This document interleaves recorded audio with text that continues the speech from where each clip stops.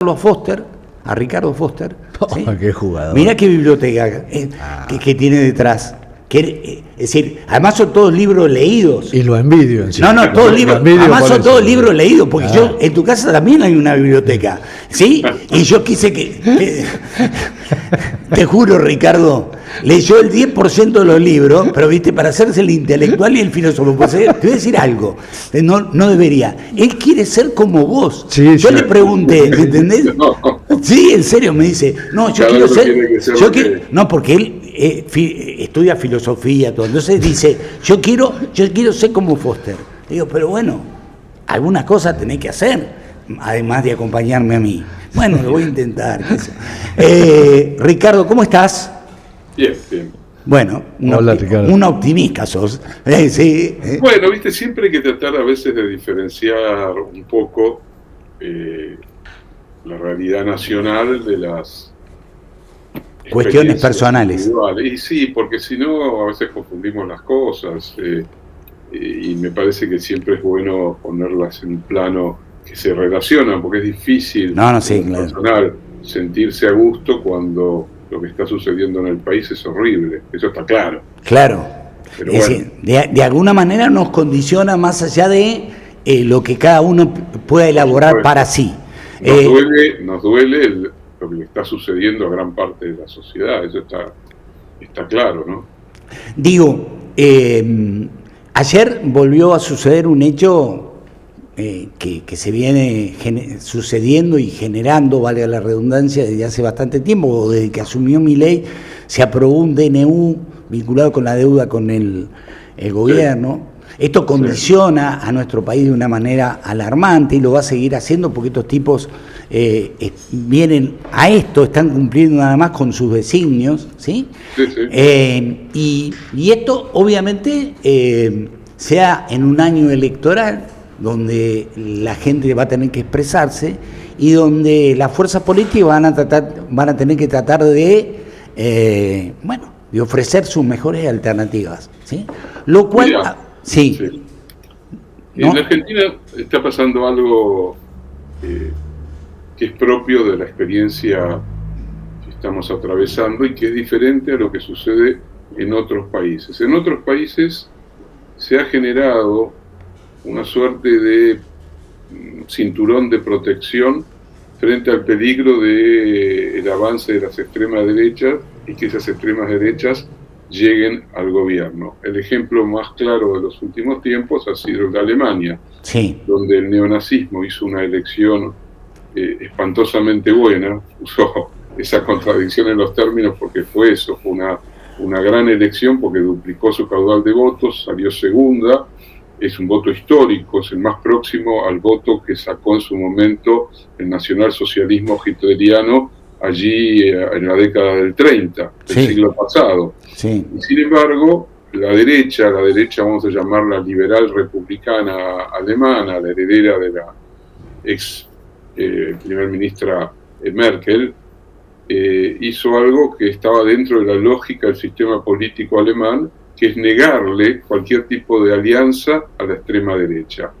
Esto no sucede en Argentina. En Argentina los que se definen a sí mismos como republicanos, liberal republicanos, centro derecha, va de macrismo a la coalición cívica, pasando por residuos del peronismo como Pichetto, le hacen el juego y son cómplices de la extrema derecha. Desde que Milei ganó las elecciones con el apoyo del macrismo, que permitió la transferencia de casi 25% de los votos que había sacado Bullrich a Milei, está claro que el sistema político argentino no ha generado las condiciones precisamente de protección que otros sistemas políticos han tenido.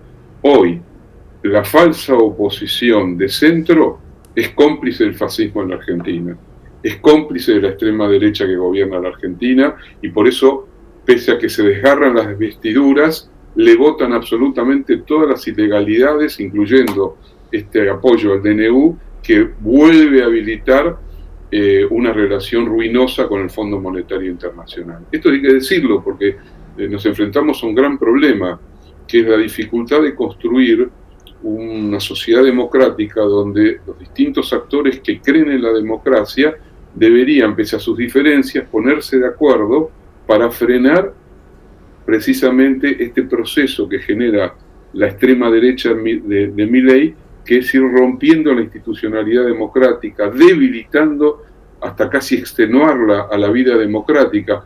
Lo que vivimos ayer con las terminales de trenes, con parlantes anunciando que la policía iba a reprimir, claro, es un sistema cuasi totalitario, dictatorial, con la paradoja de que vivimos, entre comillas, supuestamente dentro de un Estado de Derecho y dentro de la democracia. Bueno, esa democracia y ese Estado de Derecho, con la complicidad de los Pichetto, de los Macri, de los Carrió, de todo el sistema que se definía a sí mismo como garante de la democracia en la Argentina, hoy está comprometiendo la democracia. Pero me parece que eso es importante decirlo. Sí, claro. Lo piense también como un fenómeno de nuevo tipo. Por eso también fue extraordinariamente importante la movilización de ayer, porque pese a lo que movilizó el gobierno de Milei y de Patricia Bullrich para introducir el miedo en los cuerpos, sin embargo, una movilización muy consistente. Ayer se atrevió, pese a que se valló prácticamente el centro de la ciudad de Buenos Aires, se atrevió a ir a esa movilización, y fue una movilización que, justamente también por su contundencia y porque el gobierno también a veces se da cuenta que se tira tiros en el pie. Sí. La represión del miércoles anterior, que generó lo que todos vimos, que fue esa herida brutal sobre el fotoperiodista, y la represión descabellada, brutal en general, que desplegó la Gendarmería y la Policía Federal, le produjeron a la sociedad una reacción que dañó la imagen del gobierno. Entonces me parece que este es un momento importante. El voto ayer en la Cámara de Diputados es una mancha más en la vida democrática argentina, en el sentido que yo les estaba diciendo, pero también hay algunos elementos que nos tienen que cautelosamente devolver un cierto optimismo. A ver, eso ahí me gustó. La movilización de ayer, que implica ya un proceso que hace de los miércoles la posibilidad que distintos actores de la vida social que están siendo dañados por las políticas de Milei puedan encontrarse en un ámbito clave de la vida política democrática, que es la calle y la movilización. Sí. Eso se va a ver reforzado el próximo lunes. Sí, claro. Histórica para los argentinos y argentinas de bien, como le gusta decir al presidente, que tienen memoria histórica, que creen en los derechos humanos, que creen precisamente en que la justicia tiene que constituirse como un garante de la vida en común. El 24 de marzo, recordando de nuevo un aniversario de aquella fecha trágica para los argentinos, que fue el golpe de Estado de 1976, una multitud que va a atravesar las ciudades del país va a decirle a este gobierno de ultraderecha que la memoria no se negocia, que seguimos defendiendo una política democrática que gira alrededor de los derechos humanos, que gira alrededor del reconocimiento de la diversidad que somos como sociedad. Entonces eso a mí me devuelve optimismo, porque hay una parte importante de esta sociedad que le dice no al gobierno de Milei. Y eso hay que agregarle también algo elemental. Esto es una profecía autocumplida. El gobierno de Milei está haciendo todo lo posible para repetir aquello que en otros contextos históricos ya sucedió en la Argentina y que llevó al desastre. El más cercano de todos es el desesperado acuerdo ruinoso que selló Macri allí por 2018 para protegerse de lo que era una inevitable corrida cambiaria producto de su política precisamente, que hoy se vuelve a repetir, como también le sucedió al gobierno de la Alianza, como le sucedió finalmente a la última etapa del gobierno de Menem con la convertibilidad, como le sucedió a la tablita de Martínez de Oz. Alguien como Milei, que vino a decir que iba a destruir el Banco Central, que iba a dolarizar la economía y que iba a liberar absolutamente al mercado para que el mercado tomara sus propias decisiones, se ha convertido en un gobierno que rigurosamente, casi de una forma dogmática, ejerce todo lo contrario. Controles cambiarios estrictos, un intento de sostener un dólar que todos saben, hasta el almacenero de la esquina, que es irreal, que es ficticio, que hizo de la Argentina uno de los países más caros del mundo en dólares, con los salarios en dólares más pobres del mundo, no más altos. Eso lleva inexorablemente a un cuello de botella, lleva a que los especuladores, frente a cualquier situación que más o menos desestabilice el mínimo orden de Caputo y compañía, salgan inmediatamente a hacer lo que siempre hicieron. Claro. Colocarse en dólares, y cuando se colocan en dólares, es decir, trasladan los pesos colocados especulativamente en el carry trade y los trasladan de vuelta a los dólares, lo que se produce es la corrida, la estampida, el miedo, y con eso se cae otro de los grandes, entre comillas, mentirosos triunfos de Milei, que es el combate contra la inflación. Claro.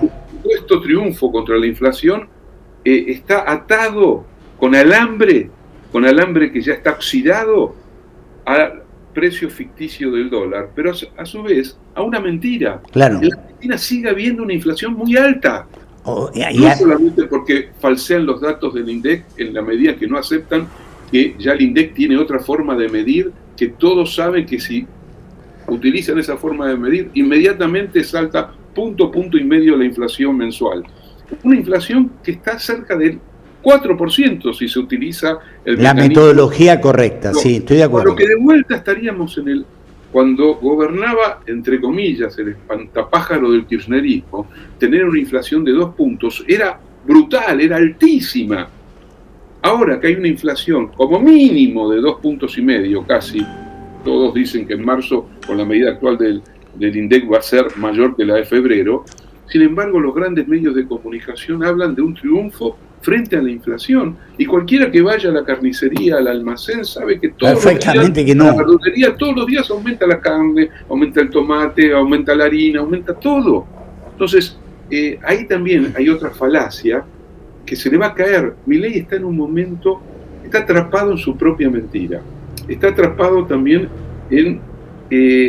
la mentira surgió cuando nombró a Caputo como ministro de Economía, porque Caputo iba a hacer aquello que ya había hecho durante el macrismo, que es trabajar bajo la lógica de la financiarización y la especulación, para llevar de nuevo a la Argentina a lo más ruinoso, que es un acuerdo, entre comillas, con el Fondo Monetario Internacional. Bueno, en eso estamos, por eso, digamos, soy cautamente optimista. Digo cauto porque para que el optimismo sea mayor, hay que construir una fuerza política genuina, capaz de decirle a la sociedad que, aparte de criticar a un gobierno horrible, cruel, hay un proyecto alternativo. Es capaz de construir una alternativa. El otro día estaba hablando con Raúl Timerman, que me lo cuantificó esto, la semana pasada, ¿sí? Él me decía, a partir del 14 de febrero, el 14 de febrero es cuando conocimos el tema del Libragate, ¿sí? Claro.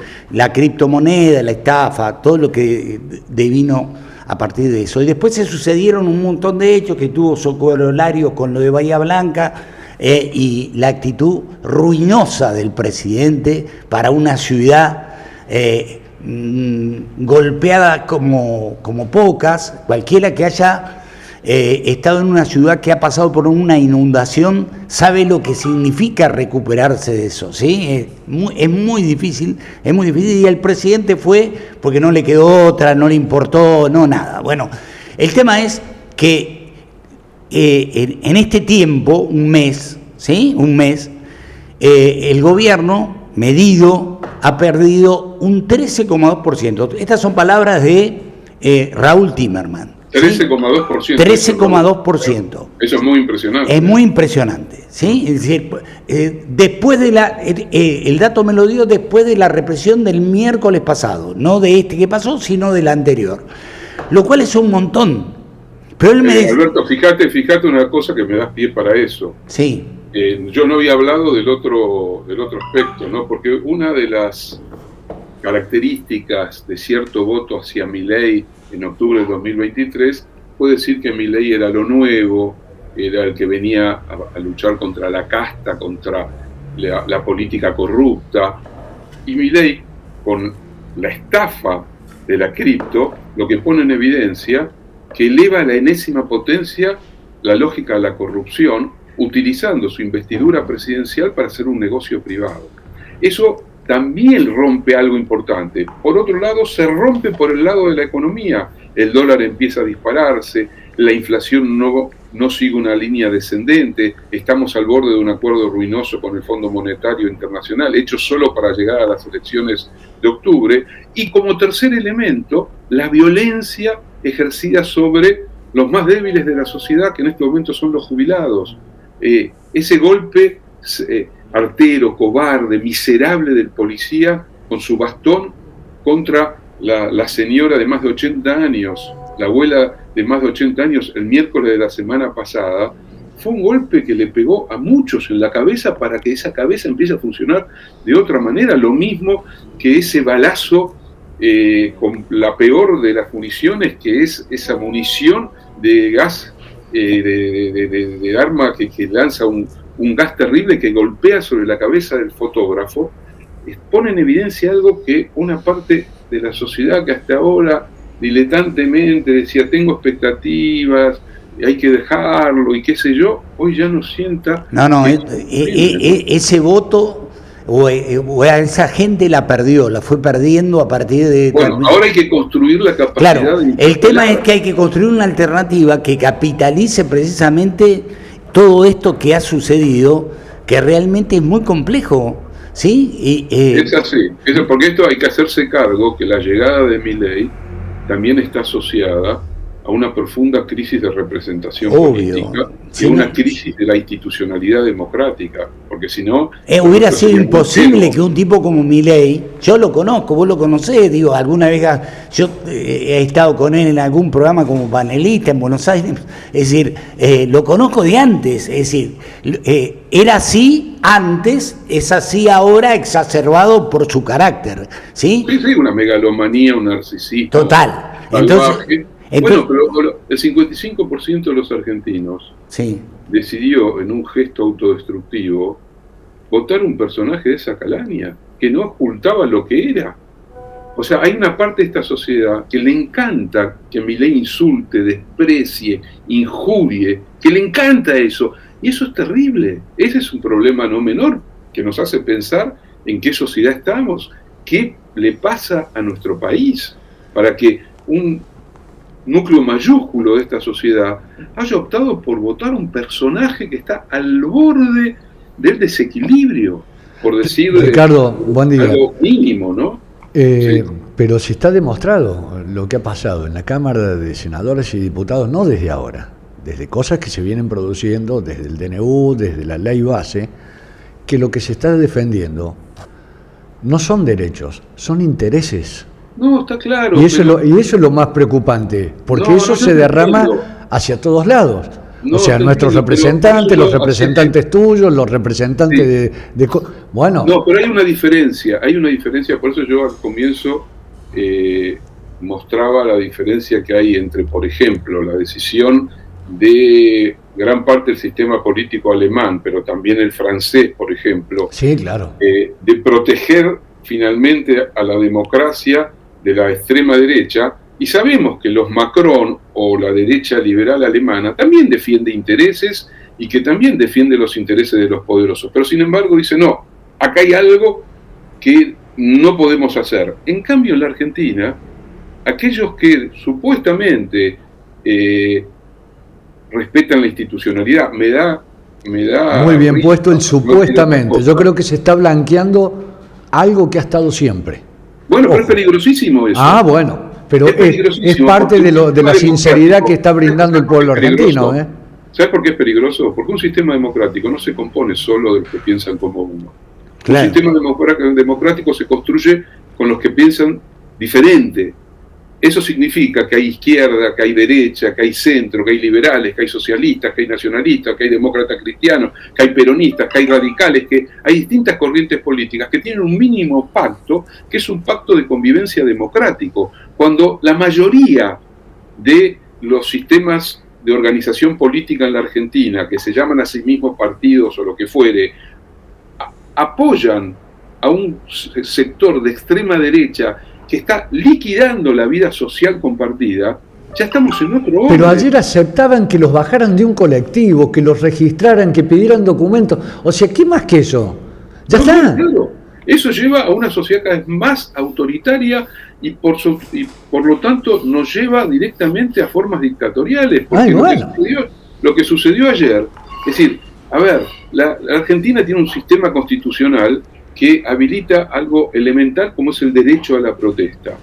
Si yo vallo una institución clave de la democracia como es el Palacio Legislativo, pero no solamente vallo el Palacio Legislativo, sino que produzco una suerte de vallado que más o menos le impide a las personas moverse a 15 cuadras alrededor del Congreso de la Nación. Y a eso le agrego que en las entradas a Buenos Aires hago una suerte de vigilancia sobre quién entra y quién no entra. Y le agrego altoparlantes en las terminales de trenes y carteles donde se anuncia que se va a reprimir.